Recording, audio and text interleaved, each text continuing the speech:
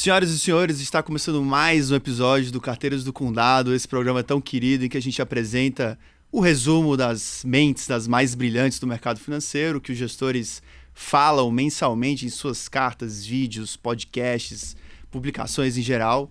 A gente tenta traduzir aqui para vocês mensalmente de maneira resumida, mas sintetizada, e sempre contando com outras mentes aqui para nos ajudar a engrandecer aqui a discussão. Esse episódio especificamente, nosso caro apresentador Colasso, problemas técnicos de saúde, na verdade, né? Ele não conseguiu participar, mas aqui temos um time de peso escalado, o já conhecido, quase participante oficial do programa, Guilherme Anversa. Tudo bem, Guilherme? Fala, Davi, tudo bem? Um abraço pro Colasso. Dizem as más línguas que aí ficou com dor de garganta de comemorar a vitória do Inter ontem contra o River Plate na Libertadores. Então, obrigado aí pela torcida, Colasso. Todo mundo aqui com a noite mal dormida, né? De Libertadores e Sul-Americana, no meu caso aqui para o Fortaleza. Enfim, mas além do Conversa, aqui temos uma pessoa nova na mesa, né? Acho que alguns programas atrás a gente iniciou a gente teve essa iniciativa de trazer pessoas de fora da XP, pessoas que têm muito a agregar, né, a diversificar opiniões e que tem diversos inputs importantes aqui para a nossa discussão. Hoje temos aqui o Gustavo Ottoni, que é gerente de investimentos da Centros. Ele vai explicar melhor exatamente o que é esse cargo, o que ele faz, né? Mas, Gustavo, por favor, se apresenta para quem está nos assistindo aqui, que está nos escutando também, né? A gente costuma perguntar quem é Gustavo Ottoni no mercado em 60 segundos. Vamos lá, é desafio, né? Obrigado, Davi, obrigado, Anversa, aí pelo convite. É um prazer enorme estar aqui. E realmente, assim, eu sou da Centros, uma fundo de pensão, e o nosso segmento é um segmento que adora esse tipo de oportunidade, né? De poder conversar com o público em geral, conversar com o mercado. Estou um pouquinho longe do condado, né? Eu sou um carteiro que vem de longe, né? Eu sou de Brasília. Aliás, sou nascido e criado em Brasília, sou aquele típico brasiliense. Que é carteiro do Planalto, então. Carteiro do Planalto Central, tipo isso. Carteiro do distrito. Já teve Península, indo na Península, agora expandindo, né? Expandindo, saindo do condado. E aí, assim, é até bom falar sobre fundação, né? Para quem não conhece, né? Fundação, fundo de pensão, entidade fechada de previdência complementar, tem vários nomes. E a gente é um segmento importante. Pegando ali os dados estatísticos ali de abril, o número de ativos das fundações já é 1,2 trilhões de reais, né? Representa ali cerca de 12% do nosso PIB, mas ao mesmo tempo uma coisa que a gente percebe, né? Quanto que a gente ainda tem muito para crescer, a gente só tem contando ali participantes, que é o pessoal que está contribuindo para a Previdência. Dependentes, que são os dependentes desses participantes, e assistidos, que já estão recebendo aposentadoria, são 7 milhões só, num país de 207 milhões. Vai até pensar, você está exagerando, né? 207 milhões, você está contando aí, inclusive, crianças, neném, mas por incrível que pareça, lá, por exemplo, na Centros, a gente tem participantes com menos de 1 ano de idade. Então, a gente tem um plano instituído, que foi um plano que foi criado, né, para o público em geral, familiares dos demais participantes lá da Centros, e outras fundações estão fazendo isso também. E aí já o vovô, né, bota o netinho lá, quer que a criança já comece a pensar na sua previdência desde muito cedo. E ao mesmo tempo a gente tem pessoal com mais de 100 anos, né, a gente tem pelo menos uns 4 centenários lá na Centros. Então, voltando aqui, quem sou eu, né? Meu primeiro emprego foi numa fundação, lá em Brasília, a FUNCEF, que é o Fundo de Pensão da Caixa. Entrei ali com 19 anos. Mais tarde, né, passei no concurso do Banco Central, então como todo brasiliense, né? Brasiliense a gente brinca, nasce, cresce, faz concurso. Então eu fiz concurso para o Banco Central, então entrei no Banco Central, trabalhei uns 10 anos ali no departamento ali da Administração das Reservas Internacionais. Nesse meio tempo saí para um mestrado na Inglaterra e fiz esse mestrado em investimentos porque ele já era preparatório para o nível 1 do CFA. Então, fiz o nível 1 do CFA lá fora, voltei para o banco, fiz nível 2, nível 3, e aí depois voltei para o mundo de fundação. Então, trabalhei ainda na FUNPRESP do Executivo, é uma fundação que está muito conhecida aí pelos servidores públicos, aí depois das últimas reformas da Previdência, e aí agora estou, desde 2018, na Centros. Então, fundação é isso, fundação é uma entidade que é feita para fazer a gestão de recursos para a aposentadoria. A gente, de fato, paga a renda. É um dos nossos maiores funções ali, né? De fato, pagar renda, né? Que poucos, a não ser o INSS, poucos recebem renda aqui no Brasil. E assim, apesar do nome ser entidade fechada de previdência complementar, a gente está nesse desafio, que é justamente tentar abrir as portas para mais e mais pessoas tenham acesso. Então é importante poder falar e as pessoas conhecerem um pouco melhor sobre o mundo de fundação. É um conceito muito similar à previdência, que já o termo previdência já é conhecido de muita gente, né? Mas a previdência aberta, né? Então, no caso de vocês, é similar, mas para um público restrito, digamos, e que tem, como você comentou, se flexibilizado aí esse público-alvo. Isso, começou como restrito, mas a ideia é que seja previdência complementar. Talvez o melhor tenha previdência complementar. Então, para quem quer uma renda além do INSS, que muitas vezes é insuficiente, é importante já começar a pensar em complementar isso, seja para um PGBL, né, que é previdência aberta, seja pelas entidades fechadas. Apesar do nome, é isso. A gente está abrindo aí para que o público em geral possa participar também.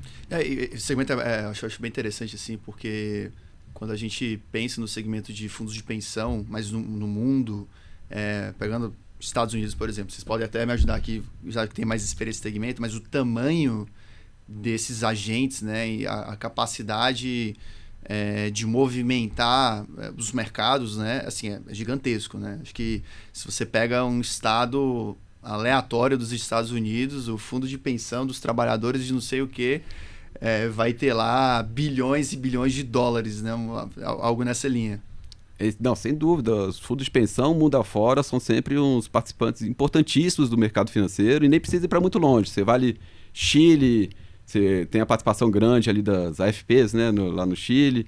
E assim, o Brasil, como eu comentei, assim, a gente tem muito ainda, tem um espaço enorme para alcançar, até porque é aquela história, assim, nas gerações mais para frente, se você não começar a fazer a sua previdência desde o começo, lá na frente vai fazer falta, né? Então, um dos nossos objetivos, importante para a gente, para a sociedade, é a gente conseguir expandir esse público-alvo e ter mais gente com que a gente chama de proteção previdenciária, né? Esse número que você falou de 7 milhões de pessoas me assustou, assim, eu não tinha a dimensão que era um número ainda tão pequeno da população brasileira. Em desafios depois, né, de aposentadoria, como você vai conseguir se sustentar, né, depois que você se aposentar. E o que eu acho que o mais interessante aqui até do perfil do investidor institucional é a característica de investidor de longo prazo, né? Eu acho que esse horizonte de investimento, de ser um horizonte de investimento mais longo do que o investidor comum, de ter times profissionais tocando a gestão desses recursos, é um pouco do que é o chamariz aí dos investidores institucionais para o mercado, né? Sem dúvida, sem dúvida. Boa, maravilha, senhores. Acho que feita a introdução, e até antes de a gente falar das cartas propriamente, né? Vamos falar de mercado, então, por favor. Neymar, roda a vinheta do Radar de Fundos.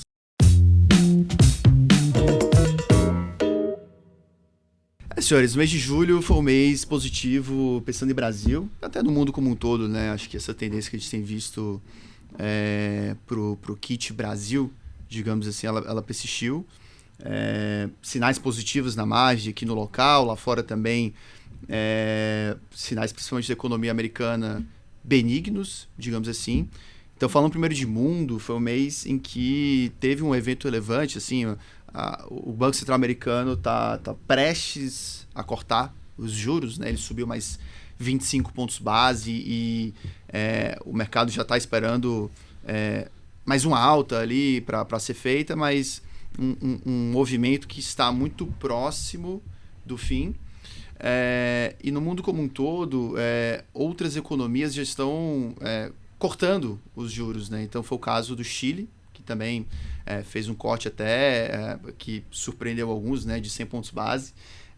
O próprio Brasil também, como a gente vai falar aqui, né, foi um mês, na verdade no começo de agosto, né, mas já iniciou a largada. E o que alguns gestores destacam é que tem uma certa dispersão, né, entre os bancos centrais, né? Então, talvez no passado era todo mundo caminhando para um lado junto, depois todo mundo desacelerando, enfim, para o mesmo lado em conjunto. Agora, a gente vê alguns bancos centrais que estão subindo os juros, ou seja, nem terminaram o ciclo de alta, e outros bancos centrais estão já cortando os juros, né? Então, essa discrepância, digamos assim, a gente vê alguns gestores falando que oferece oportunidades, né? Seja nas moedas, nos juros, oportunidades de valor relativo entre as economias, né? Então, é um pano de fundo que deve persistir ao longo dos próximos meses, conforme essas discrepâncias aumentem, né? Então, foi um mês também que as bolsas globais tiveram altas generalizadas, lideradas por China, que teve alguma surpresa positiva em relação à atividade, embora isso seja... embora isso tenha uma volatilidade muito alta, né? Acho que quando a gente vê alguém falando de China, sempre uma dose de ceticismo cai bem, né? Porque acho que opiniões muito fortes aqui, eu que só tenho opiniões terceirizadas, né? Eu vejo gestores falando e nunca vejo uma opinião muito convicta, né? Porque se for, daqui a um mês vai ser uma coisa que vai perder, tem prazo de validade, né? Então, mas tudo isso para dizer que tem muitos receios quanto à persistência dessas notícias boas, né? Muito se fala, os gestores, muitos falam de problemas estruturais na China, enfim.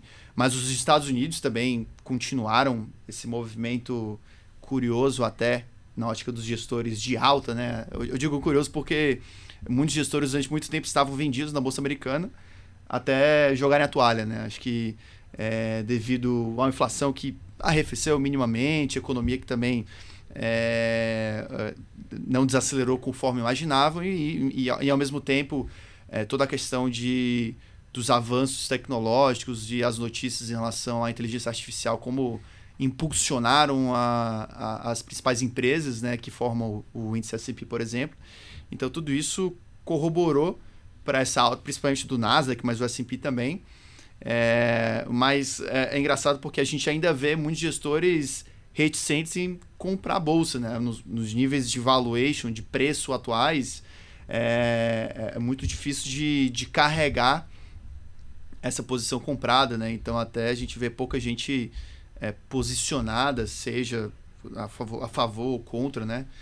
Diferente talvez de alguns meses atrás, né? Então esse foi o pano de fundo global do mês de julho. No Brasil, particularmente, a gente viu quando a gente fala de queda de risco Brasil, o risco soberano, isso impacta positivamente todas as classes de ativo, né? Então, as taxas de juros caem, a bolsa sobe e o real se aprecia em relação ao dólar, né? Foi o que a gente viu no mês de julho, o mês em que, na verdade, como eu comentei, já no 1º de agosto, o Banco Central iniciou o ciclo de corte de juros, o tão aguardado início do ciclo de cortes. É engraçado porque uma vez um gestor falou o seguinte, né? Se fosse para cravar um evento que fosse o gatilho para a valorização da bolsa, no sentido de agora é hora de entrar na bolsa. Tudo bem que você já deveria ter entrado há alguns meses, né? Mas se fosse para cravar um evento, seria o dia que o Banco Central começa, né, o ciclo de corte de juros, né? Que foi que já houve esse momento, né? Então a gente escuta, né, dos gestores e opiniões muito mais positivas e posicionamento na Bolsa Brasileira, reflexo desse momento mais cíclico, né? Apesar de todos os pesares, os desafios fiscais do país, enfim. Mas é um pouco desse movimento que a gente viu no mês de julho que tem perdurado, né, nos últimos meses. E falando dos gestores de multimercado, no geral foi um mês positivo também. Tá? É engraçado porque a gente comentou já que desde o início do ano houve um movimento muito positivo para os ativos brasileiros. Então, na parte de juros principalmente, né, no qual o mercado em que as curvas de juros futuros elas caíram, elas fecharam, né, os juros caíram de maneira bem expressiva, mas boa parte dos gestores não capturaram tais ganhos, mas aos poucos eles passaram a se posicionar no mercado de juros e principalmente posições atreladas à inflação, né, nas NTN-Bs, com o argumento de que as inflações, né? Lembrando que a NTN-B ela é atrelada à inflação. Então, a expectativa de inflação, ela importa para o teu rendimento. E as expectativas caíram bastante, né? Então, reflexo de todos os sinais positivos das divulgações do IPCA, a conjuntura da economia. E como já caiu de maneira razoável, a assimetria agora, caso venha uma notícia negativa, talvez seja para cima na opinião dos gestores, né? Então, os gestores têm preferido essas posições nas NTN-Bs, no geral, enquanto que seja nos ativos pré-fixados, contratos de DI ou então apostas de Copom, a gente viu muita pouca gente posicionada, né, Vessa? Acho que a gente acompanha tudo conjunto, né? Mas eu diria que não é um mercado que tem sido que tem tido uma relevância grande de risco para os fundos multimercado, falando de Brasil especificamente, né?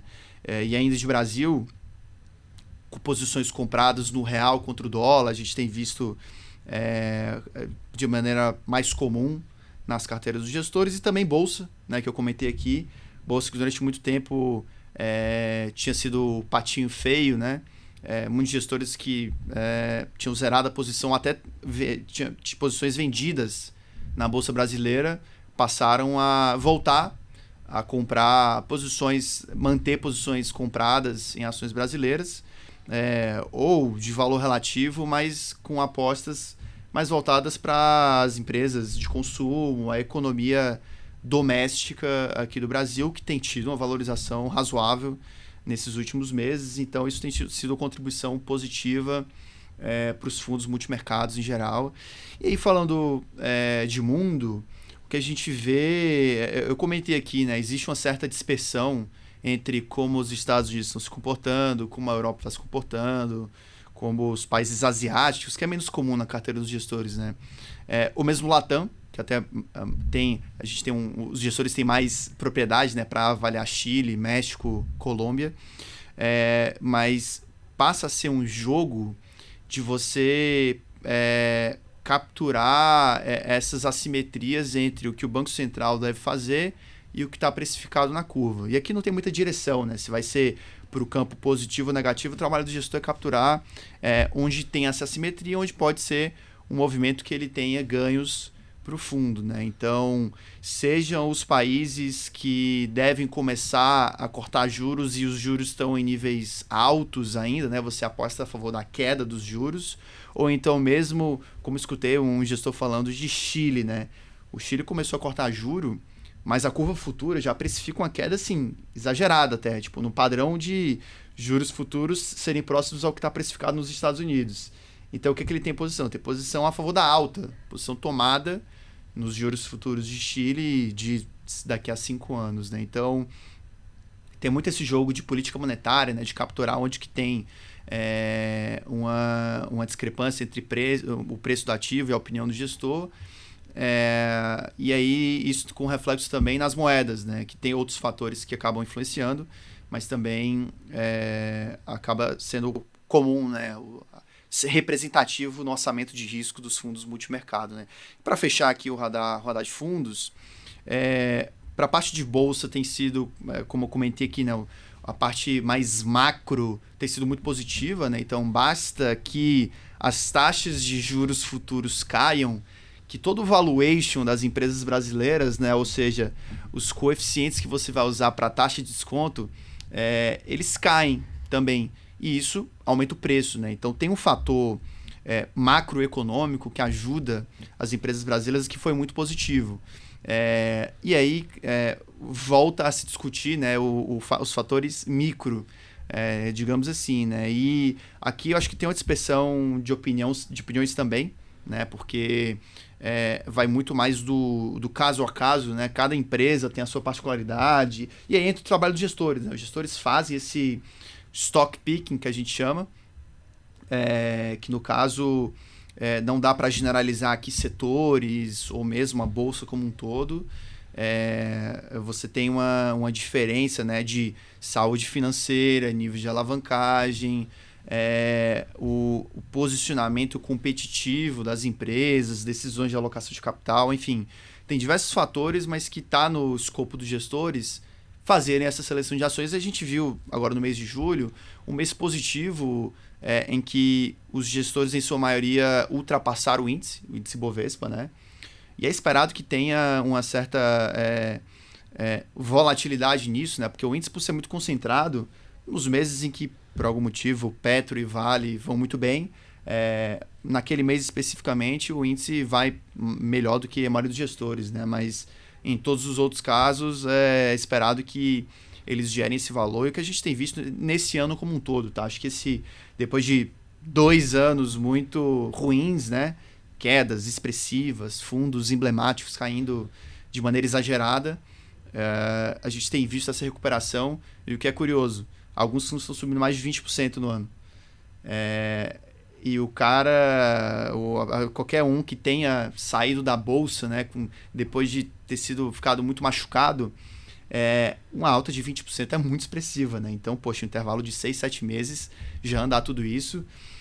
Quem estava posicionado que manteve pegou isso, né? Que ainda não fecha o gap, a queda que tiveram desde 2021, mas está nesse momento, né? Nessa tendência positiva que a gente tem visto para os fundos de ações. Então, isso é bem relevante se mencionar, a questão de se manter posicionado nas estratégias de risco, porque a volatilidade e assim como funciona, né? E, por fim, para fechar o nosso radar de fundos, aqui os fundos de crédito, que tem uma dinâmica totalmente diferente aqui, não correlacionada, não é totalmente diferente, mas é pouco correlacionada com os fatores macro. Foi mais um mês positivo de recuperação para os fundos de crédito, depois de todo o estresse, um estresse bem elevado, inclusive, dos meses de fevereiro, março, eventos americanos, light e saídas de investidores, resgates expressivos. O que a gente viu foi não só essa recuperação dos retornos acima do CDI para a maioria dos fundos, como uma certa recuperação do fluxo de movimentação. Então, o que era um movimento de resgates expressivos agora está no 0 a 0. Então, estancou, parou. O que por si só já é positivo para os níveis de preços dos ativos de crédito. E o mesmo vale, acho que eu acabei não comentando, mas para os fundos de ações.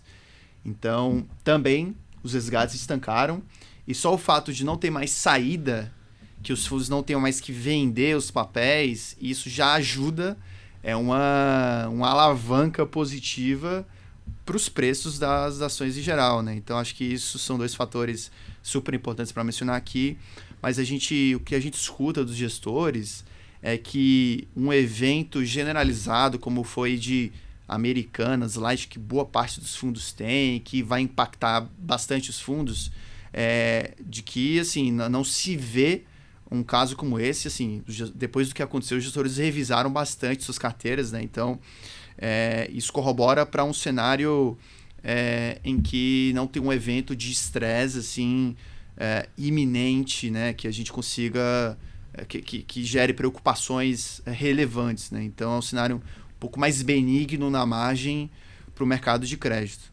Com isso, a gente fecha a radar de fundos.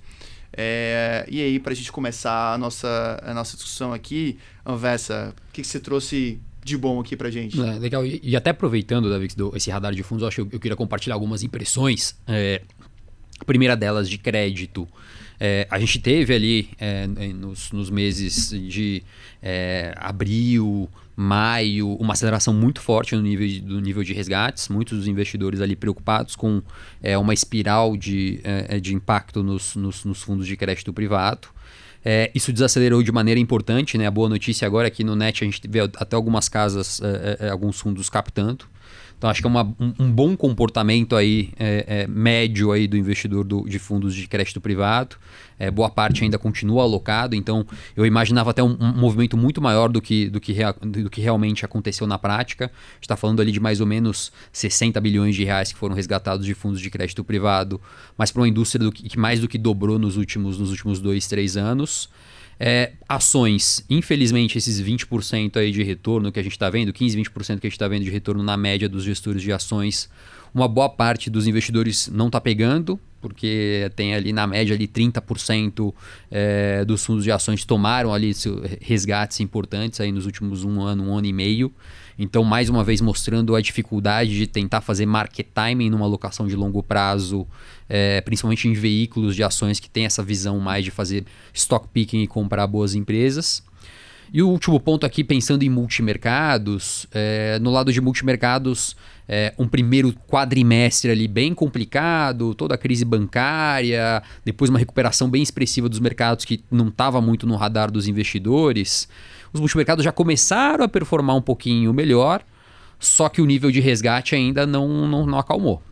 Ainda vejo uma indústria ainda perdendo bastante AUM, com o investidor talvez olhando ali a fotografia do ano, agora 12 meses, que é uma fotografia que já não está tão boa, e eventualmente saindo de algumas casas que a gente vai falar delas aqui, investimentos e vou reforçar mais uma vez que a gente conversou no episódio passado, né? Investimentos que quando você olha uma posição estrutural, quando você carrega essa posição por 3, 4 anos, eles fazem muito sentido no seu portfólio. Agora, avaliar um gestor pela performance de 12 meses, acho que não é o horizonte mais adequado, e até a importância do Ottoni aqui na nossa conversa para trazer alguém que olha o longo prazo de verdade quando avalia um tipo de investimento. Tá? E até queria aproveitar, até antes de entrar na carta, acho que era legal, o Ottoni tem uma pesquisa interessante aí que ele fez com a indústria de fundos, acho que é legal o Ottoni dar um pouco desse panorama aí da indústria dos fundos de pensão. Perfeito. Quando recebi o convite, né, pensei, em vez de trazer uma carta de um gestor, talvez trazer um pouco do sentimento do segmento onde eu estou inserido, né, das fundações. E aí, claro... Que são também gestores, né? E que têm as suas opiniões e que são muito relevantes, como comentei, para o mercado, dado o tamanho, né? Que esses participantes têm em ativos sob gestão, enfim. Exato. Mas a gente tem uma forma peculiar, né? De ver, uma forma própria, né? De ver o mercado e de buscar o nosso investimento, sobretudo focando mais no médio prazo. Então, e é isso, é um segmento que a gente se conversa muito. Então, a gente conhece pessoal de diversas fundações, mesmo como eu comentei, já passei por 3 fundações. E então, assim, o que eu fiz? Eu mandei uma pesquisa aí sem o menor rigor estatístico, uma pesquisa informal, até fiz questão de deixar claro assim, que não é uma opinião oficial, mas dá para sentir bem como é que está a cabeça, né, dos principais gestores. Acho que foi bacana conseguir pegar informação ali das principais fundações, né? A gente tem lá uma classificação, até para fins regulatórios, das entidades sistemicamente importantes, as ESES. São aquelas entidades que o regulador, né, a Previc, considera importante para fins mais de fiscalização, quando eles olham com uma lupa maior, digamos assim. E aí dessas ESES eu consegui a opinião de, vou dizer, uns 40% aí são 18, né? Então pelo menos uns 40%. Das grandes fundações também, das 20 maiores, pelo menos um terço delas aqui participou da minha pesquisa, mas eu vou trazer uma visão consolidada, que acho que o objetivo é esse, né? Trazer como é que está sendo a cabeça, e aproveita e pega uns ganchos para falar um pouquinho mais de como que é essa nossa forma de investir, né? Então, acho que até foram 5 perguntas. Posso falar primeiro das 3 primeiras, né, que é mais cenário, e deixo as últimas 2 aí para uma segunda rodada aí. Então, nas primeiras perguntas, eu comecei perguntando primeiro como é que foi o mês de julho, até pegando um gancho no que o Davi comentou. Então, do lado das fundações também foi um mês positivo, mas eu diria o seguinte, assim, o nosso segundo trimestre foi exuberante, assim, eu diria que não foi só positivo. Então, abril, maio, junho, foram excelentes para as fundações, porque o Davi comentou, né, as NTNBs, né, que é NTNB? São aqueles títulos públicos federais atrelados ao IPCA, a inflação. Para traduzir também ali no Tesouro Direto, é o Tesouro Inflação, né? E esses títulos, eles têm tudo a ver com os nossos investimentos, é o nosso título, digamos, mais natural da gente carregar na nossa carteira. Por quê? Porque a fundação, normalmente as nossas metas, a gente divulga um índice de referência, que é o nome técnico, ou meta atuarial. Meta atuarial para os planos de benefício definido, índice de referência para os planos de contribuição definido. Deixa eu voltar um pouquinho, falar um pouquinho aqui. Bom, acho legal fazer essa diferenciação. Então, plano de benefício definido. São aqueles planos que tem uma regra já definida em regulamento de qual vai ser a sua renda. No final das contas, os planos de previdência são para você ter uma renda na sua aposentadoria. Então, o plano de benefício definido, você tem uma regra de quanto você vai receber, às vezes atrelado ao seu último salário, a média dos últimos salários, enfim, tem uma regra definida. E aí a contribuição... ela pode flutuar, né? Então o participante ele paga para depois receber a renda, mas normalmente o que acontece é que você tem ou um equacionamento de déficit, que é quando o que foi as contribuições coletivas não foram suficientes para sustentar aquele nível de renda previsto no regulamento, ou você tem uma distribuição de superávit. Aí é o contrário, quando foi demais, então normalmente o superávit primeiro começa com uma suspensão das contribuições e depois de fato você começa a ter uma distribuição extra, além da renda prevista no regulamento. Então, esses são os planos de benefício definido. São planos mais antigos, hoje são pouquíssimos, eu nem sei se ainda tem algum aberto, mas a maioria deles estão fechados, e aí você tem agora os planos de contribuição definida, que parece um pouco mais com fundos de investimento, só que, claro, para fins previdenciários, contribuição definida. O participante, né, o nosso cotista, a gente chama de participante, que é o cara que está ali contribuindo lá para a previdência dele.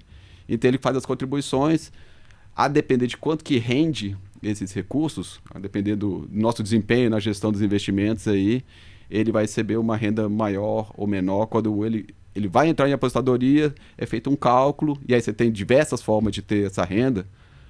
Pode ser por prazo definido, pode ser vitalício, pode ser por um percentual da sua reserva, que a gente chama de reserva técnica, né, que é o montante de recursos que você acumulou ali. E aí você vai calculando essa renda. E ela pode ser recalculada anualmente, normalmente a prática é essa. Então, planos de benefício definidos são os mais antigos, os planos de contribuição definidos são os mais novos e tem mais a ver com o nosso desempenho na gestão dos investimentos. Então vamos lá, fechando parênteses. Parênteses, importante. Mega parênteses. E aí então, para a gente, o nosso índice de referência dos planos de contribuição definida é normalmente um índice de inflação. No caso da Centros é o IPCA, mais uma taxa de juros, uma taxa de remuneração anual. No caso da Centros é IPCA, mais 3,70 ao ano. É o que a gente espera ter de rendimento. Mas, de novo, a gente está pensando no longo prazo. Então você tem essa meta de um ano que às vezes é muito desafiador. E aí a gente teve, de fato, nos últimos anos difíceis de bater essa meta, né? Quando a gente for pensar, por exemplo, 2021, o IMAB, que é o índice das NTNBs, uma cesta de NTNBs, e aí renda fixa, né? Renda fixa a gente já pensa, renda fixa, né? Todo mês um tantinho. O IMAB em 2021, para o ano inteiro, foi negativo. Aconteceu só, a gente fez foi criado em 2003, né, o IMAB pela Ambima, só 2 anos que ele foi negativo, e um deles foi em 2021. Teve a alta expressiva dos juros, né, então isso. De agosto até dezembro ferrou muita gente, né. É isso, esse ciclo de aperto monetário, né, e aumento de juros, aumento das expectativas, juros futuros, tudo isso dificultou muito, né, esse ano de 2021. Então, assim, NTNBs é o ativo que tem a ver com o nosso índice de referência, é o que tem maior aderência, né, ao nosso índice de referência. Então é natural que as nossas carteiras de investimentos tenham uma boa participação das NTNBs. E aí as fundações como um todo conseguiu se beneficiar bastante do fechamento da curva de NTNB, que foi bastante expressiva ali nesse período, abril, maio, junho. Então a gente teve um segundo trimestre excepcional, usei a palavra exuberante, né? E aí o mês de julho já foi um mês que ainda foi bom. As curvas fecharam um pouquinho, não tanto, mas ainda fecharam um pouquinho, mas a bolsa foi mais positiva, né? E corroborando com tudo que o Davi trouxe, então foi um mês positivo, não tão positivo quanto o segundo trimestre, mas foi um mês positivo. E aí pela própria pesquisa, as fundações trouxeram é que muito em cima das perspectivas mais positivas que a gente tem para o restante do ano, assim. Então a gente teve a aprovação ali do arcabouço fiscal, ainda está em trâmite, mas já é uma segurança em termos de pouco mais de segurança ali na questão fiscal, e isso ajuda nas curvas de médio e longo prazo, né, nas taxas de juros mais para frente. A gente teve a própria reforma tributária, né, a primeira votação ali na Câmara também sendo aprovada. Teve o upgrade, né, do Brasil, isso ajuda, né? Então, assim, a gente... Eu comentei aqui no começo, né, o risco soberano, quando ele melhora, isso impacta uniformemente todos os ativos, né? Então, exatamente o rating, né, a nota de crédito, digamos assim, do país, isso que teve um upgrade recente aí, não sei se foi pela Fitch ou foi pela... Pela Moody's, né? Pela Moody's, né? Enfim. E isso se traz uma perspectiva mais positiva aí para esse movimento do segundo semestre, já refletiu aí nos mercados, nos preços em julho. E aí, olhando para frente, né, aí já vou para a minha segunda pergunta, que foi: quais são as perspectivas para 2023? E aí eu já sei que eu estou um pouco me arriscando, porque a gente está acostumado a pensar em horizontes mais longos. Mas 2023, como é que está o humor, né? Como é que está o sentimento como um todo aí das fundações? Então, é um sentimento mais de otimismo. E aí, se falou muito em bolsa. Então, do jeito que as fundações estão enxergando ali, o movimento ali das curvas de NTNB já foi grande no primeiro semestre. Talvez, assim, já pegou boa parte. Se a gente for pensar, final de março, NTNB a 6,40, assim, um negócio... E agora já tem NTNB mais o miolo da curva ali, 2030, 2032, já está em 5. Então foi um fechamento absurdo. Se for pensar que esses títulos eles são muito longos, né? Então a sensibilidade na taxa de juros, o impacto sobre o preço é enorme. Então a gente já vislumbra que boa parte do movimento de NTNB já foi, ainda tem perspectivas positivas, mas acho que o maior já foi. E agora a gente começa a voltar nossos olhos um pouco mais para a Bolsa, que a gente enxerga um pouco mais de espaço, principalmente naquelas ações que se beneficiam do redução dos juros, né? Então, consumo, né? Que aí você tem um impacto duplo, né? Ajuda no próprio financiamento das empresas, né? Nos custos financeiros das empresas, e ao mesmo tempo também aumenta a demanda, né?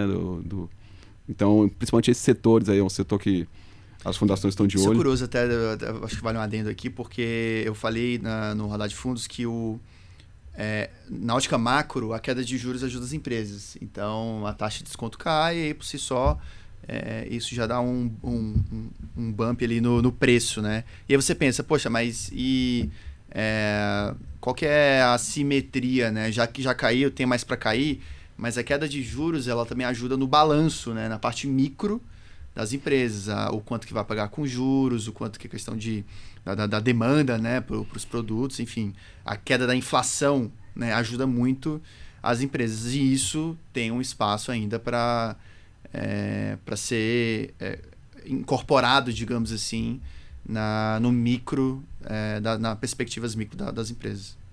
Isso, mas, de qualquer forma, assim, fundação, por mais otimista que esteja, é sempre com bastante cautela, Isso. é sempre uma coisa, é um ajuste fino, assim, não é exatamente assim, vamos com... Mas esse ajuste fino também tem muita influência exatamente pelo preço das NTNBs, né? Então, quando a NTNB atinge esse patamar acima de 6%, 6,40%, para quem é um investidor de longo prazo, ela fica muito atrativa. Mas, ao mesmo tempo, quando a gente começa a ver um fechamento mais forte, um fechamento mais duradouro das NTNBs, isso traz a demanda para a fundação começar a adicionar um pouco mais de risco dentro do portfólio e buscar outras alternativas de retorno, o que é muito bom para o nosso mercado, né? A hora que os juros fecham, a gente trabalha com um nível de juro real um pouco mais baixo, isso também tem um impacto positivo das fundações indo buscar alocação de capital em investimentos alternativos, bolsa. Isso ajuda o motor do nosso mercado de capitais girar, né? É bem isso, Anversa, assim, ele tem esse efeito duplo, né? Então, se lá atrás, quando a NTNB é 6,40, eu penso várias vezes antes de escolher outro tipo de investimento. A NTNB está ali, 6,40, ela está atrelada à minha meta, né? Então, assim, é difícil de eu pensar em outra coisa, né? E risco soberano, né? Então, assim, quando você começa a fechar com as taxas um pouco mais baixas, é isso, a gente tem que buscar outras coisas. E tem esse efeito do ciclo virtuoso, né? Então, assim, acho que vai ter espaço para mais diversificação, como eu comentei, eles deram destaque à parte de bolsa, né? Mas sem dúvida entra outros segmentos aí nessa tomada de um pouco mais de risco, né? O que está pegando aí, já a última pergunta, né? A última desse bloco aqui de 3, quais foram os principais riscos para esse cenário? É um cenário otimista, um cenário mais positivo, mas o que vocês estão vislumbrando aí de mais risco? E aí é exterior. Exterior acho que é onde está a grande incógnita, né? A gente teve várias idas e vindas, né? A gente achava ali, pronto, agora vai começar a parar ali, né, o ciclo de aperto ali nos Estados Unidos, mas aí você tem aquele mercado de trabalho muito apertado, você começa a ter várias incógnitas, né? Então teve a pausa e já voltou a subir de novo. Tem toda a discussão do soft land, né? Do hard land, vai ser um pouso suave ou vai ser um pouso mais duro da economia americana e economia global, né? E aí a gente, no fim das contas, a gente estava convivendo com um cenário lá fora, com inflações, nível de inflação muito alto, né? Mais alto ali em 20, 30 anos, né? Juros também, já está num ambiente de juros mais altos. E a gente está ainda nessa dúvida, está acompanhando, monitorando se realmente vai ter uma recessão global, se vai ter recessões pontuais em determinadas economias e os impactos que isso tem para os nossos mercados. Então esse talvez seja o maior fator de risco, mas tem outros, que até trazendo aqui para dentro também, se a nossa inflação for mais resiliente do que se espera, e aquilo, você comentou do Chile, né? Então assim, aquela história, a curva de juros está ali pensando ali já no fim do ciclo de aperto. Se você tem uma inflação um pouco mais alta do que se previa originalmente, você começa a mexer ali no juros futuro. Então esse é um risco, não é o cenário básico, mas assim, você tem um risco dessa inflação ser mais resiliente e tem uma preocupação razoável com a parte da desancoragem fiscal. Então a gente ainda está no meio da discussão do arcabouço fiscal. Esse mês vai ser um mês com muita discussão sobre orçamento, LDO. Então, eu diria assim como o mercado como um todo, né, as fundações estão de olho nesse risco, né, na questão fiscal, que, de novo, afeta o nosso principal mercado, que é a curva de juros de médio e longo prazo. É ali que a gente está mais preocupado. E essa curva influencia todas as decisões de investimentos de longo prazo que vão ser tomadas por esse segmento. É o parâmetro base para o mundo inteiro, né? Mas acho que vale até mencionar, eu uma vez a gente estava num evento de uma gestora que inclusive completou 20 anos de existência, né? Que tem o Armínio Fraga como sócio. Que tem uma gestora do Rio, multimercado, enfim, mas que historicamente eles sempre carregaram talvez um viés um pouco mais pessimista com o Brasil, né? Até o skill principal deles é operar, acho que mercados globais, né?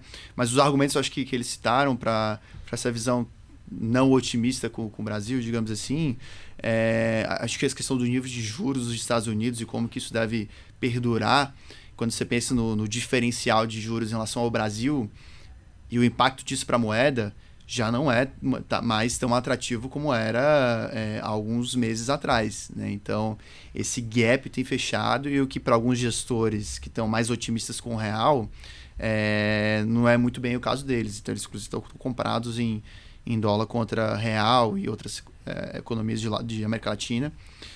A questão de China, né? Então, todos os problemas conjunturais e estruturais, isso pode ser um vetor negativo para a demanda de commodities, então é um ponto para se ter no radar.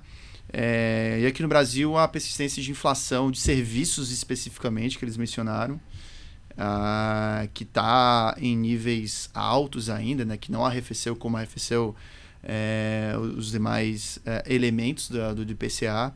Enfim, são alguns dos pontos ali que estão ali no radar, e com os quais deveríamos... fora toda a questão fiscal também, né? Que, enfim, por mais que você leve a valor de face, né? Tudo que está escrito lá no arcabouço fiscal tem um certo crescimento e qualquer downside, né? Ou seja, um cenário mais pessimista em relação ao que aconteça, pode inclinar mais ainda esse crescimento da dívida pública, né?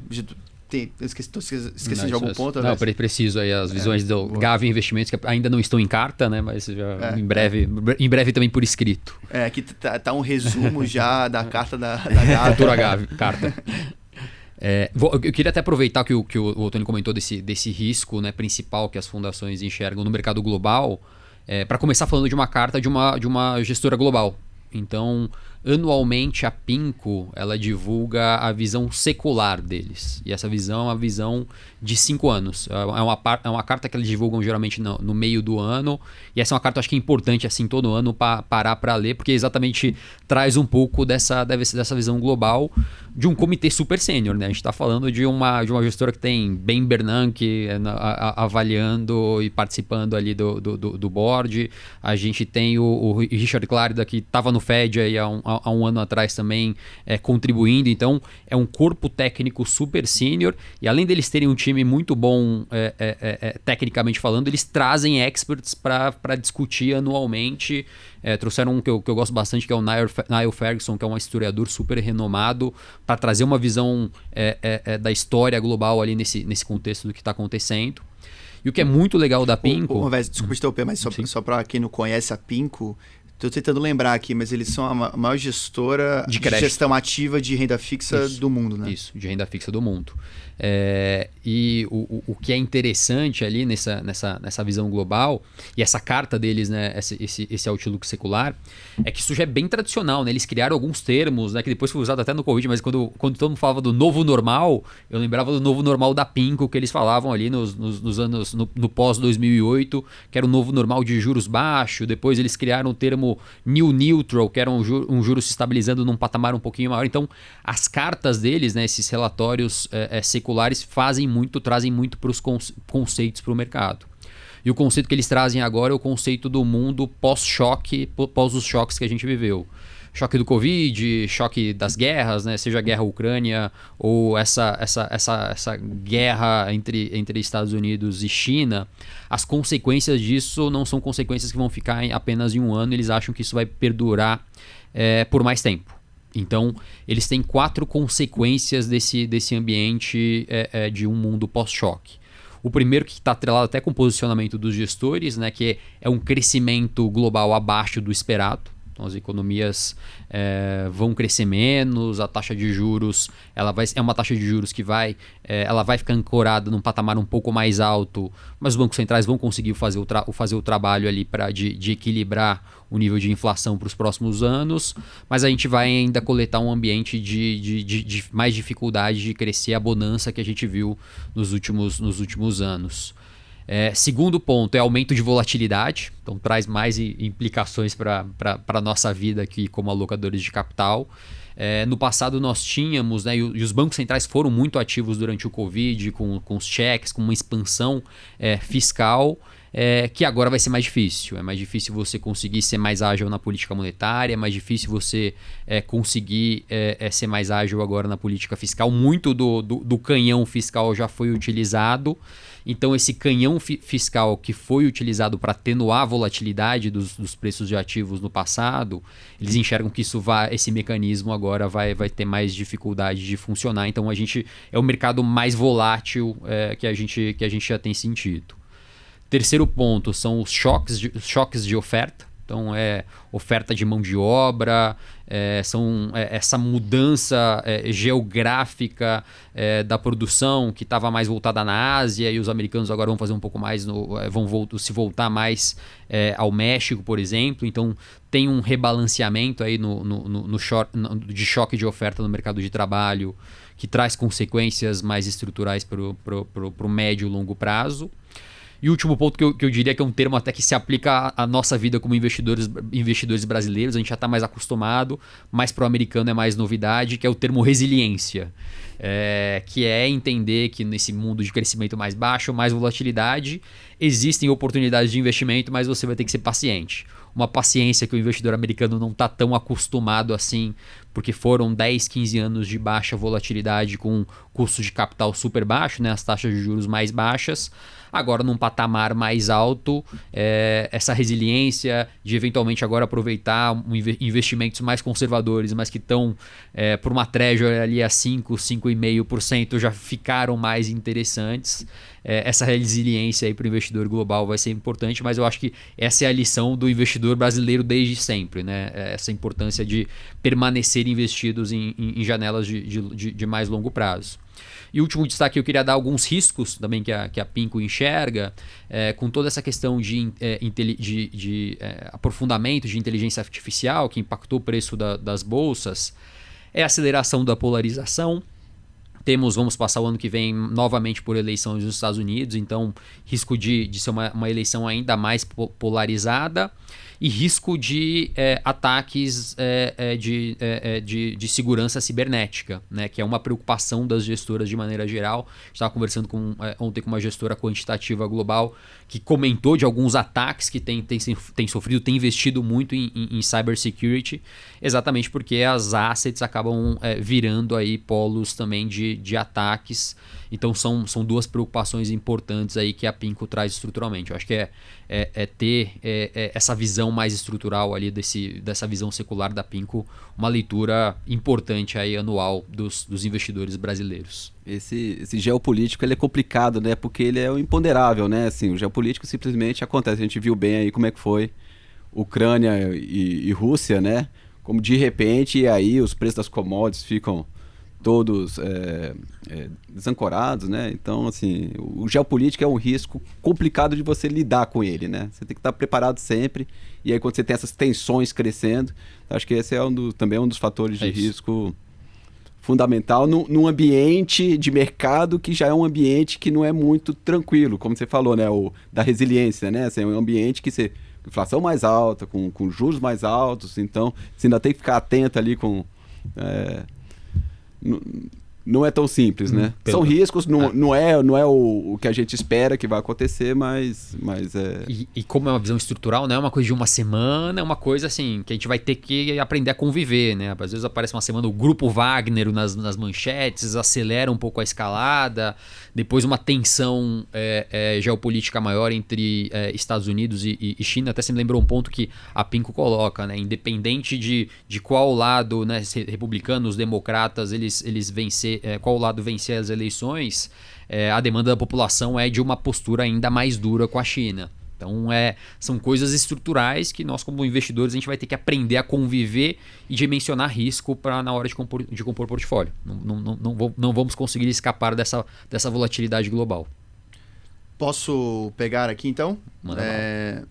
A carta que eu trouxe hoje, até mudando de assunto, entre aspas, porque a gente falou muito do macro, né? Então, isso. Todo o ambiente, o cenário macroeconômico, posicionamento de gestores, oportunidades de investimento. Eu trouxe o que é uma carta de um gestor de ações, né? Então é mais focada no micro, que acaba sendo impactado por tudo isso, mas toda a filosofia e o processo de investimento das gestoras está pautada na análise micro de ações, que é a Oceana.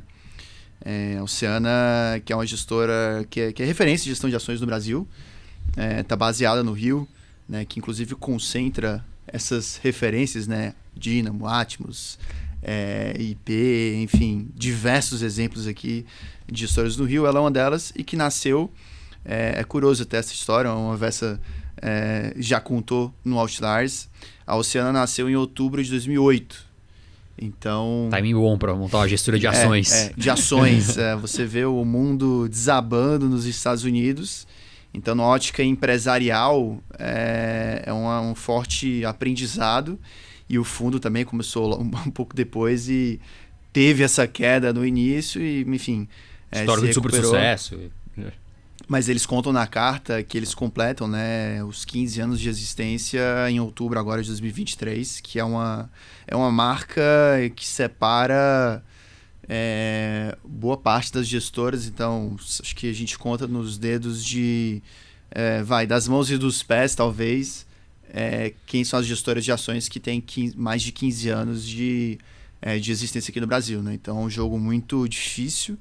são muitos altos e baixos, mas eles, ao longo do tempo, tiveram consistência muito, até em função da filosofia, com foco em evitar a perda permanente de capital, de ter um processo, né, com foco na consistência, enfim.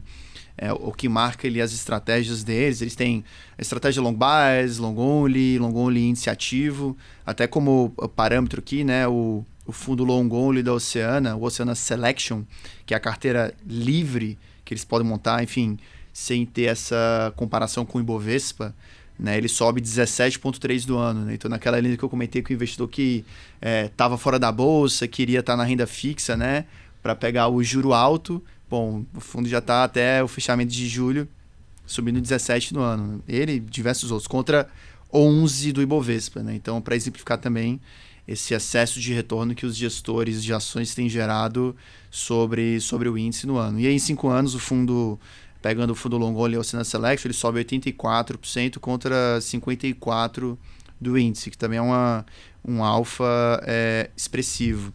E aí, em termos de posicionamento, eles acabam não falando disso na carta, tá? Estou só colocando elementos aqui, mas para complementar. E na última lâmina, o material de divulgação, que são os principais setores que estão posicionados. Então, o Utilities, 23% da carteira do fundo. Não só eles, acho que vários outros gestores têm um peso relevante nessas empresas que são mais seguras, mais previsíveis, digamos assim. Parte de serviços financeiros também, que vai desde bancos e outras empresas do setor, 17% na carteira do fundo.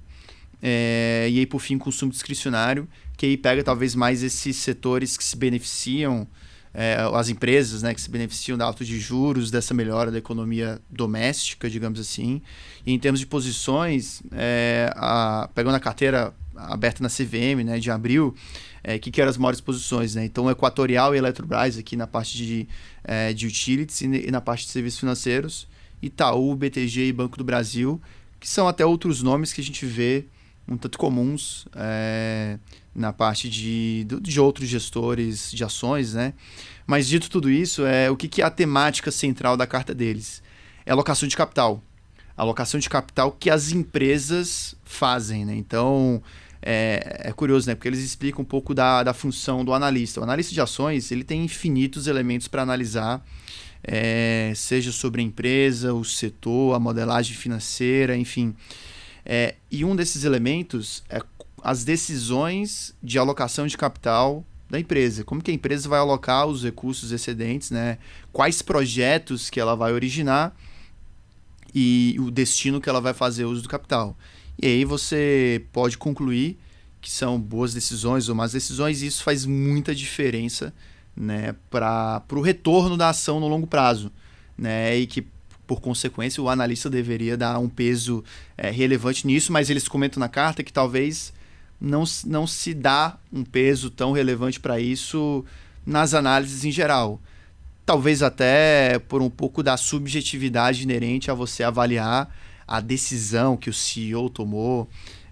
E é curioso isso, porque, inclusive, abrindo parênteses, né, tem um livro que se chama Outsiders, que é um livro, enfim, americano, e que o autor ele conta a história, acho que são de 8 CEOs,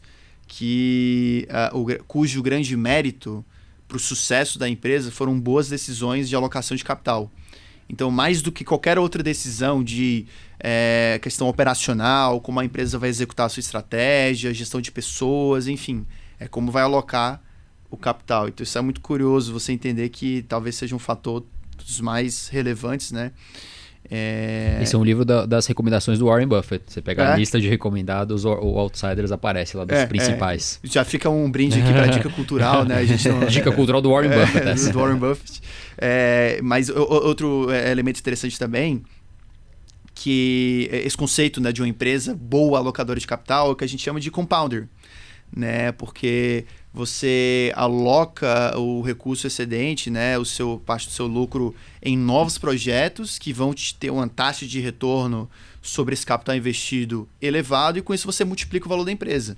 E quando eu digo multiplica por várias e várias vezes, né? Aqui no Brasil, na verdade lá nos Estados Unidos tem um conceito que eles chamam de 100 baggers. São as empresas que multiplicaram o seu valor por 100 vezes, que é uma coisa meio surreal aqui. quando a gente pensa em escala de Brasil, mas lá fora existem, né? E você imagina aí, você investiu 100 e você tem lá 10 mil, né? Então é uma coisa, prefixo de retorno no fundo, coisa surreal até, mas que aqui no Brasil os gestores também buscam, na medida do que o nosso mercado oferece, encontrar essas empresas. E o primeiro exemplo que eles dão na carta deles é o de Equatorial. Equatorial é talvez o nome mais comum na carteira de todos os gestores, todos não, mas da maioria dos gestores com quem a gente conversa, e aí por diversas características, né? Mas principalmente a qualidade das pessoas que estão executando a estratégia da empresa, da qualidade do conselho de administração e todas as decisões de alocação de capital que essa empresa teve ao longo do tempo e o sucesso na execução desses novos projetos, seja comprar uma distribuidora nova, fazer o turnaround dessa empresa, um ativo que era visto, né, como um patinho feio, qualidade operacional muito ruim. E Equatorial foi lá, comprou o ativo e fez toda a melhoria operacional da empresa e com a melhoria, em última instância, da rentabilidade desse ativo e da empresa Equatorial como um todo, né? Então, é uma empresa que a Oceana conta na carta que eles começaram a investir há mais de uma década. Há mais de 10 anos atrás, eles começaram a investir na empresa quando ela tinha o valor de 1 bilhão, o valor de mercado, né, de 1 bilhão de reais. E hoje ela está aí com um pouco mais de 36 bilhões. Né? Então, ela não chegou no 100 vezes, né? Tá aqui, vai no 36. Mas acho que já tá bom. Talvez a das que mais multiplicou né, ao longo do tempo. Que, é curioso, né? Se você pega anualmente, a cada ano, ela nunca talvez é a empresa que mais valorizou. Mas se pegar essa janela de 10, 15, talvez seja ali... Sim. Se não a primeira top 10 né, do Brasil, se não me engano. Então, a Oceana ela menciona isso aqui como uma ótima alocadora de capital, empresa que gerou muitos frutos positivos né, para o portfólio da estratégia. Né? Outro exemplo que eles dão na carta, de boa alocadora de capital, é a Aliança Sonai, foi uma empresa do setor de shoppings. Né? E aqui são decisões muito em relação a quais ativos novos comprar, né, ou até quais ativos desinvestir. E não só os ativos, mas aquisições, né, M&As, e isso inclusive é o tipo de decisão que se for uma má decisão, ela pode trazer complexidades excessivas para o seu negócio, perda de eficiência, perda de foco, né, e desafios de gestão financeira se for talvez feita no momento inadequado. Né? Então...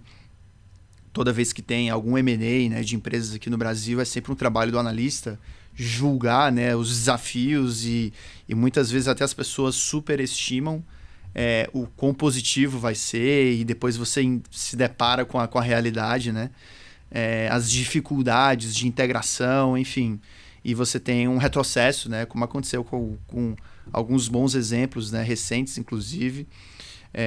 Mas nesse sentido eles comentam na carta Oceana que em 2019 o que era a Allianz apenas né, virou Aliança Sonai, eles fizeram a fusão com a Sonai, que foi uma ótima aquisição, né, foi a integração muito bem feita. Em 2020, depois de toda a queda do Covid, que as empresas de shopping principalmente, né, enfim, shoppings fechados, o mercado bateu muito né, e tiveram uma queda expressiva, a empresa foi lá e recomprou ações num valuation muito atrativo. Né? Então foi uma boa decisão, que é também né, uma potencial decisão de alocação de capital, né, que você pode fazer, recomprar ações. Fusão com a BR Malls, que era outra empresa do setor, né, fizeram em 2022, que foi outra boa alocação. Também teve outros desinvestimentos de diversos shoppings que, enfim, ajudaram a desalavancar a companhia. É um bom exemplo que eles carregam na carteira aqui, que é considerado um bom alocador de capital. E aí, para fechar a carta, eles comentam também, agora na ponta oposta, de uma empresa que fez uma má alocação de capital. Para não citar só os bons exemplos, né, que é o caso de Vibra, a antiga BR Distribuidora, e que ela chegou a fazer a aquisição da Comerc, né, uma plataforma de energia renovável, acabou entrando em um novo setor, né? Então a Vibra era uma empresa que tinha uma certa previsibilidade do seu fluxo de caixa, era um resultado mais estável. E a partir do momento que fez essa aquisição, ela trouxe uma certa variabilidade, né, inerente ao setor em que a Comerc opera. E não só o setor em si, mas a velocidade com que foi feita, né, a aquisição. Então, na opinião deles, da Oceana, foi uma aquisição, talvez a diligência, né, necessária para se fazer a aquisição foi muito rápida, né? Então, o mercado acabou questionando um tanto, né? E até culminou na saída do antigo CEO, mas é uma empresa que acabou sofrendo um tanto por causa disso, e até no portfólio da Oceana, ela perdeu representatividade, uma posição menor do que o que era, né? Alguns anos atrás. Mas aqui fica o exemplo mais da ponta negativa. Então, isso é a carta semestral da Oceana, né? Então, a gente até gosta de ler essas cartas, porque são coisas que não são muito mais voltadas, né? Poxa, o mês de julho, vocês podem ter notado, né? Aqui são temas, às vezes, mais sobre o processo, mais filosóficos, e assim como a Oceana, alguns outros gestores, até como a própria Atmos, acho que a Esquadra tem um pouco disso também, enfim. No mundo de ações tem esses gestores que escrevem semestralmente. Mas, enfim, eu fecho aqui a carta, e aí, acho que, Gustavo, tem, complementando, né, a pesquisa que você fez com os gestores, né, com as fundações, o que seria a segunda parte ali, né, voltada, a segunda parte da pesquisa? Vamos lá. Então, a pesquisa foram 5 perguntas, as primeiras 3 que eu já comentei. As últimas 2, e aí eu vou precisar trazer um pouco de contexto, né? As perguntas foram o seguinte: qual que é a prioridade para esse ano, para as fundações? É bater a meta, ou seja, superar ali o índice de referência, fazer lá, no caso da Census, o IPCA mais 3,70, ou não ficar de fora de um eventual rally de mercado, né? Já que o cenário é mais otimista, então assim, será que é aquele medo de repente você perdeu a onda aí do mercado? E a segunda pergunta, a última na verdade, né, a quinta pergunta, é se taticamente é hora de aumentar um pouquinho o risco, dar um ajuste para aumentar um pouquinho o risco ou para diminuir um pouquinho o risco. E aí essas perguntas, eu tentei colocar de um jeito que tem a ver com a forma da gente pensar em investimento. Então, por isso que é importante trazer esse contexto e a forma como a gente faz os investimentos ali no nosso mundo de fundações. E só um comentário, essas perguntas são válidas assim para qualquer pessoa que esteja nos assistindo aqui, né? Sim. Eventualmente a pessoa que está alocada na renda fixa vê ali um nível de juro razoável, né? Que vai deixá-la confortável, e ao mesmo tempo ver o mercado de ações, né, assim, se valorizando de maneira expressiva, os 20% que eu comentei aqui do ano, né, e você tem essa decisão você se depara com essa decisão de o que fazer, né, enfim. É bem por aí mesmo, acho que acaba valendo para todo mundo. No caso de fundações, essa primeira pergunta, né, qual que é a prioridade? Porque assim, a gente tem lá nossa meta de curto prazo, mas o nosso objetivo é de longo prazo, né? Que é até um pouco difícil da gente lidar com esses dois conceitos. Mas o que aconteceu é que foi 2021, como já comentou aqui, foi um ano complicado para todo o mercado, mas especialmente para fundações. Você imagina, a inflação deu 10%, né? Um pouquinho mais de 10%, e você ainda bota os juros em cima, então o nosso índice de referência no caso da Census, né, foi 14%, e o nosso principal investimento, o IMAB, as NTNBs, foi negativo. Então ali a gente já está bem atrás. Claro, a gente tem outros tipos de investimentos que ajudaram, não tem muito que ajudou não, porque Bolsa também foi negativo. Então, por exemplo, o exterior foi um que ajudou naquele ano de 2021, Sim. Mas é uma parcela muito pequena na nossa carteira. Mas enfim, 2021 foi um ano difícil, a gente não cumpriu a meta, assim como grande maioria das fundações. 2022 também foi um ano complicado de bater a meta nesse aumento dos juros, né, da curva de juros. Então foram 2 anos meio complicados. Aí tá vindo 2023, que começou com o segundo trimestre mágico, né, com o segundo trimestre E aí eu perguntei para eles, e aí agora? Bater a meta e fechar a casinha, né? Retranca o time, põe os ativos mais conservadores. Bota o Tite lá, né, para comandar lá a carteira. Ou não, ou assim, a gente tem que pegar aproveitar esse rally, porque a gente tem que, né, equilibrar, né, o médio e longo prazo que ficou para trás, né. E aí, interessante as respostas, assim, acho que a gente até, assim, eu imaginaria, né, que o pessoal fala, não, vamos bater a meta e assim, vamos respirar um ano, né? Mas até que, assim, cravaram assim mesmo, assim, que bater a meta foi 1/3 do pessoal que respondeu. A grande maioria, e aí eu fico até feliz com a resposta, é que o foco continua sendo o médio prazo. Então, assim, o que mais se falou é o seguinte, olha, a gente vai manter as nossas posições. É claro que no ambiente com um pouco mais de otimismo, você vai dar aquele ajuste no aumento do risco, mas a gente continua pensando no médio e longo prazo. E aí, trazendo aqui também um pouquinho como é que a gente faz as coisas, né?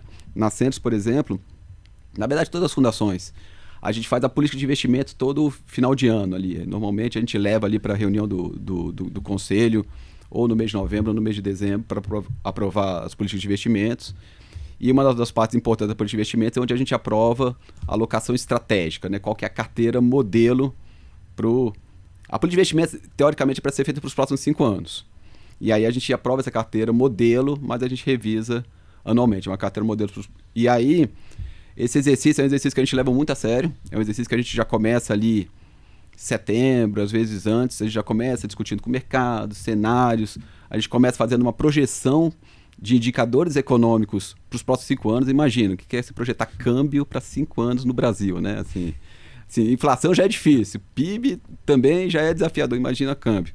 Mas a gente projeta, é claro que a gente sabe que o nível, né, de incerteza é bem razoável à medida que você vai andando no tempo, né? E aí a gente parte desses indicadores econômicos, então a gente lá na Centros, a gente tem um modelo macroeconométrico, é um modelo que a gente faz projeções de indicadores macroeconômicos.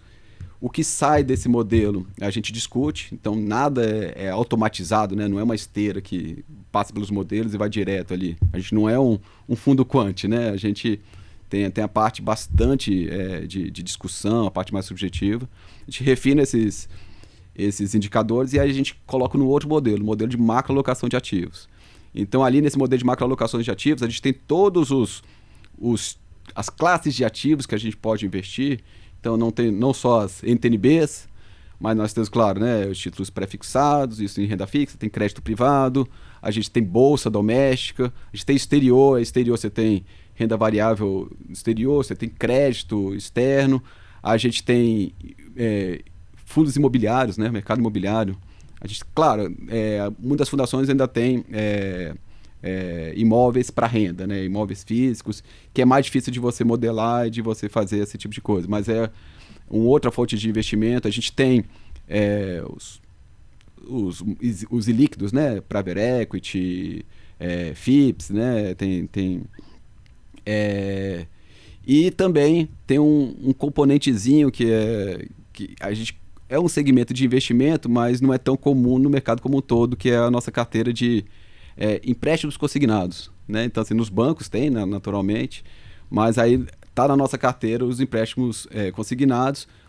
É até uma fonte interessante de investimento, de rendimento. Normalmente a gente não tem muita dor de cabeça, mas ele é meio passivo, né? Depende muito do participante demandar esse crédito aí das fundações.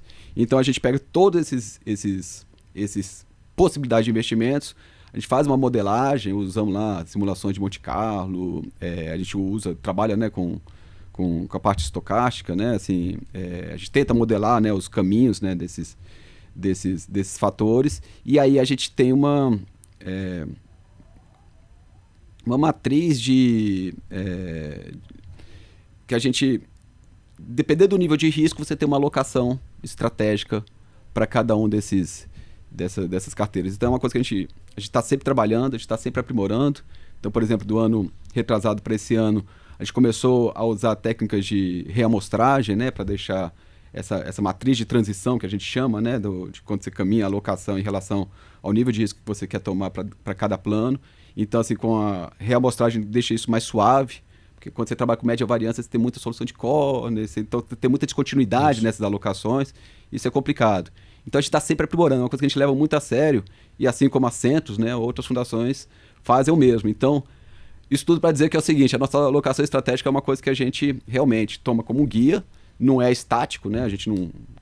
Chega 1º de janeiro, alocamos, vamos para a praia, né? Aí dia 31 de dezembro a gente vê o que deu. Não é isso, né? A gente está sempre monitorando, mas o trabalho é assim, você tem uma alocação estratégica e você vai fazendo desvios táticos, você vai ficando um pouco mais alocado do que a alocação estratégica em determinada classe de ativo que você tem uma perspectiva um pouco melhor, tem outros que já andaram, você pode diminuir um pouco a alocação, então, e isso tem a ver com as respostas que eles deram, né? Então, quando eu perguntei qual que é a prioridade, a prioridade é a gente continuar fiel à nossa alocação estratégica, é a gente manter nossos objetivos de médio prazo, e aí na última pergunta, né, quando eu pergunto, né, se é a hora de você dar aquele tilt, né, você dá um ajuste mais para um pouco mais de risco, um pouco menos de risco, a maioria falou assim, olha, é hora de você botar um pouquinho mais de risco, assim, principalmente em bolsa, que é o segmento que mais foi levantado. Mas teve algumas respostas interessantes. Tem, por exemplo, uma fundação que fala assim, depende do perfil. Porque uma outra característica que tem nos planos de previdência é que você tem os perfis de investimento. Então, o participante, às vezes ele é mais conservador, às vezes ele é mais arrojado, né, nas preferências, ele tem mais tolerância a risco, né, seria o termo mais técnico, né? Então, ele pode escolher um perfil que tome mais risco do que o da pessoa mais conservadora, menos tolerante a risco. Então, aí ele responde assim, não, independente da conjuntura, eu vou colocar mais risco no quem quer mais risco e vou deixar mais conservador e quem não toma mais risco. Mas mesmo assim, todos eles querem ampliar risco, mas com muita cautela. Eu diria que 80% do que vocês responderam foi isso. A gente está aumentando taticamente, mas com bastante cautela. E aí, vou pegar a resposta de um que eu achei interessante, que ele bota assim, uma coisa tem a ver com a outra. Então, assim, vamos supor, esse rally, né, esse bom desempenho dos mercados se concentre um pouco mais aqui, agora no começo do segundo semestre, você começa a ter uma gordura, você começa a ter uma margem para até ampliar um pouco mais o risco. Então, você cria meio que um ciclo virtuoso. Agora, se começa a voltar, o mercado começa a voltar, é bem possível, pelas respostas, que as fundações vão se retrair, vão fechar um pouco, vão fechar a casinha, né? Vão estacionar o ônibus ali na pequena área ali para garantir essa meta. Porque a consequência disso vai ser, poxa, se esse cenário negativo acontecer, as Bs voltam para um patamar mais alto, volta a ficar interessante comprar NTNB e continuar com essa estratégia mais defensiva. Exato. Isso que você falou até está conectado com uma carta que eu queria falar, que é a carta da Verde. A Verde soltou a carta dela agora no início do mês de agosto. É um fundo que tem performado bem aí nos últimos 2-3 meses, exatamente pelo um viés mais positivo com ações aqui no Brasil. Hoje é onde está a maior parte do orçamento de risco do fundo. Apesar de eles terem reduzido algumas empresas ali que eles comentaram que já bateu o preço target, mas muito do que está no fundamento por trás dessa visão mais benigna com o Brasil, e o horizonte deles é até 2025, tá? Que daí a gente tem 2 anos ali para trabalhar o cenário. Nesses 2 anos, esse horizonte mais benigno está muito atrelado agora com cortes de juros no Brasil e realocação de capital. Quando o juros está em 13,75, fica mais fácil jogar na defesa e buscar ali aquela rentabilidade que todo mundo tem na cabeça do 1% ao mês. À medida que a gente começa a ver cortes mais profundos na taxa de juros aqui no Brasil, começa a surgir essa necessidade de realocação de capital, as fundações ficam mais otimistas e buscam ativos de mais risco, as pessoas físicas também já não estão vendo mais aquele 1% ao mês, começam a ficar mais incomodadas e olham fundos com bom desempenho e começam a alocar em ativos de mais risco. Então esse processo de retroalimentação está um pouco por trás dessa visão mais otimista da Verde com ações do Brasil, entendendo que é um mundo complexo.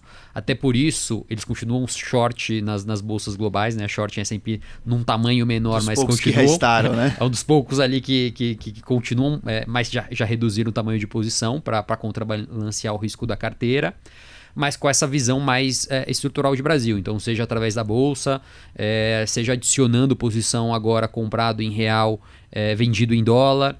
Então é um curto prazo aí na visão talvez do principal fundo multimercado do Brasil mais positiva com o Brasil.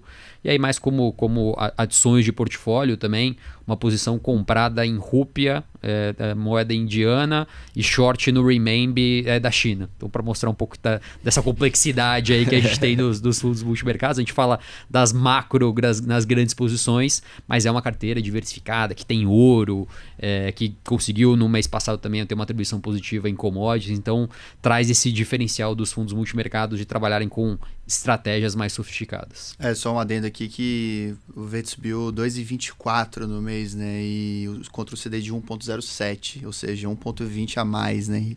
E aí se você se questiona assim, meu fundo está rendendo 70%, meu multimercado está rendendo 70% do CDI do ano, sei lá, não sei se é 3%, mas enfim, digamos que seja uma diferença de 3% a menos que o CDI.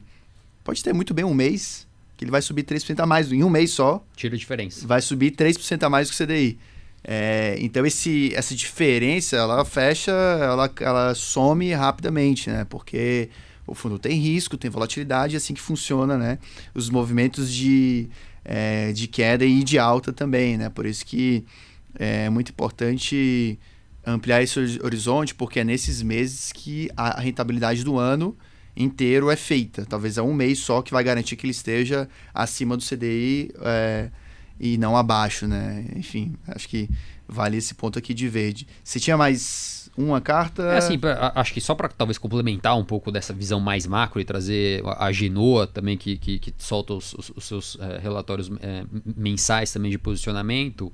2 destaques. O primeiro, essa visão que conseguiu gerar retorno em mercados emergentes, mercados da América Latina, principalmente via Chile, com esse corte de juros mais forte de 100 pontos que eles fizeram no mês passado. Uma casa que permanece com uma visão estrutural mais otimista com a Bolsa aqui no Brasil. E o único ajuste, talvez aí que a gente já começa a ver uma divergência, é que eles já encerraram a posição comprada em real. Tá? Então o real começa a ser uma moeda aí, que já começa a aparecer algum grau de divergência aí dos fundos multimercados macro que eu tenho observado. Boa, maravilha, senhores. Cartas entregues, com isso a gente encerra aqui os comentários. Vamos falar então das dicas culturais, né? Então, produção, por favor, roda a vinheta.